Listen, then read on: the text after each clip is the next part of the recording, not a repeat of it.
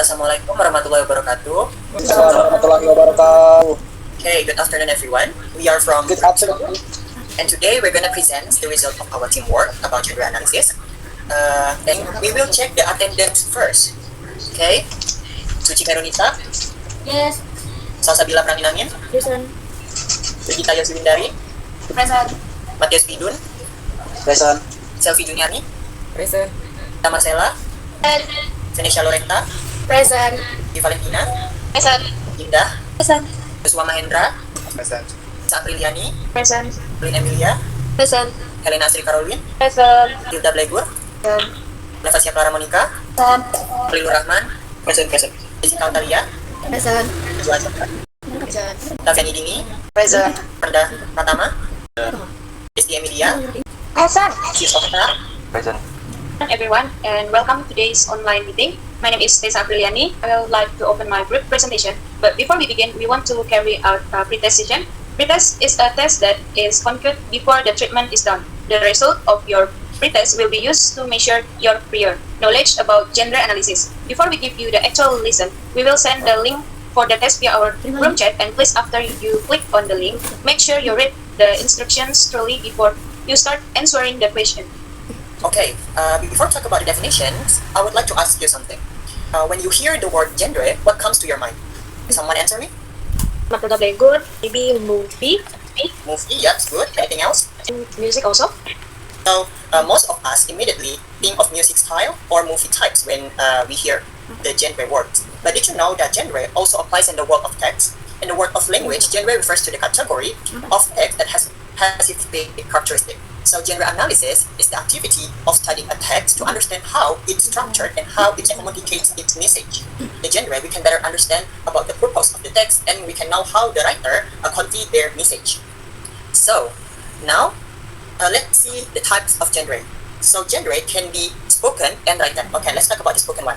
So for spoken genre, example includes first greeting someone, introducing oneself, talking on the phone, interacting at the bank, singing a song, or even having a fun chat on a podcast.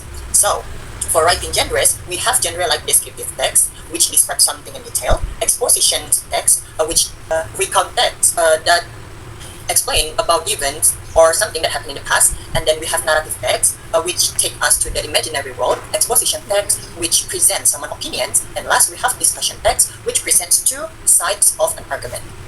So guys, each genre its own unique way of communicating because each follow its own rules.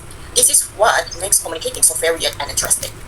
The next. My name is Salsabila, and I will present the next material. The next material is schematic structure. This just represents the way a text usually written from the beginning to the end. Each type of text, like a story, personal experience, or how to has in our structure. That's because they all have different goals or purpose. Okay. Let me give you an example. The first one is a context. This is like story about some things that already happened. My name is Jesica Altalia, and I will break down an example of genre analysis. So in 2018, Dr. Aunurrahman conducted a diagnostic text session on 3 students where they were asked to write one argumentative text, each one to respond a news article. The title is Teachers and Principals Lead National Exams Paper. Each of the students represents different level of achievers. Student 1 represent low achievers, student 2 represent mid achievers, and student 3 represents high achievers. The texts were analyzed using SFG, or we call systemic functional grammar. The results of 3 texts were divided into numbered clauses and paragraphs. So as you look at the table in the slide, text 1 has brief introductory paragraph that might serve as an introduction to the issue that will be argued. However, there is no usage of personal pronouns to communicate the issue. Moreover, text 4.1 has so many clauses of words that are highlighted in word. That means it has so many grammatical mistakes, inappropriate word choices, and cohesive devices and conventions that create a confusion for readers to understand the text. So, the arguments, as you can see, the arguments presented in text 4.1 for student 1 are mainly opinions that include moral reflection, without supporting details that can strengthen student 1's opinions or claim. Thank you so much. My name is Selvi Juniarni. Okay, on this slide we can see the result of the gender analysis of text 4.2, which discuss false claims from the government about the national exam.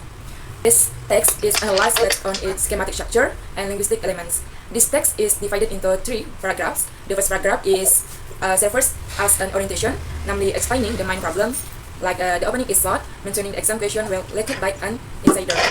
And the second paragraph is the complication section, which is the conflict or main problem in the text.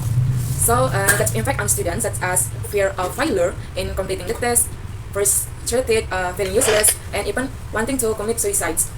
And the third paragraph is the resolution section, which contains a moral message, namely an invitation to continue learning honestly, enthusiasm, self-confidence, and the verb like what you plan is what you have first. So in this table also show sentences in bold and sentences in brackets. Example in the paragraph 1, from inside person to by an insider.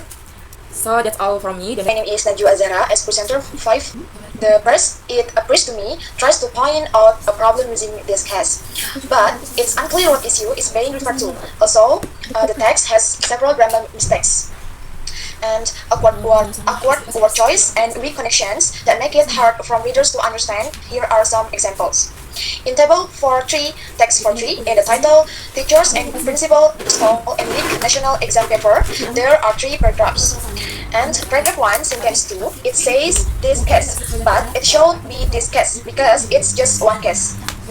And paragraph 1, sentence 5, it should say 2 instead of 1, since it's talking about more than one thing. And paragraph 2, sentence 6, instead of saying it's not on police officer, it would be clearer to say officer.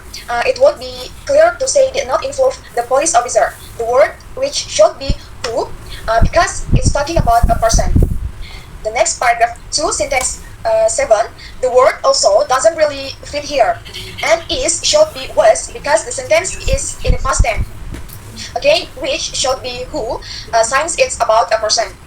Paragraph 2, sentence 8, it's missing the word have to make the sentence complete. Paragraph 2, sentence 9, the sentence needs a past tense from of to be like was.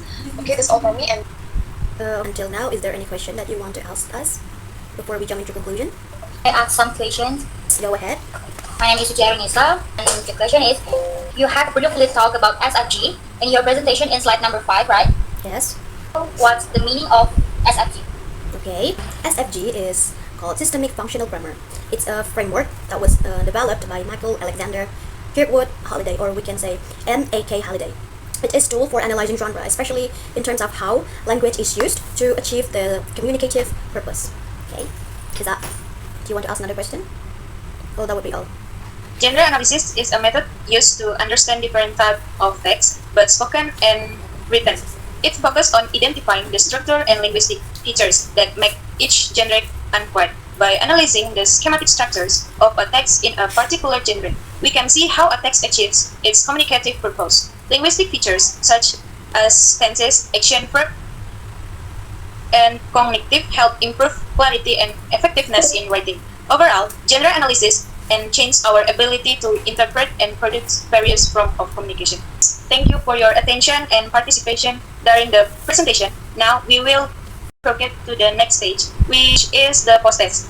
The purpose of this post-test is to find out the extent of your understanding of the material that has been present. We will send the link in room chat. Once again, please read the instruction carefully before answering. Okay. Thank you. We reached the end of our presentation. We from Group 2 saying thank you very much for your attention and appreciation. Have a good day and see you soon. Bye-bye.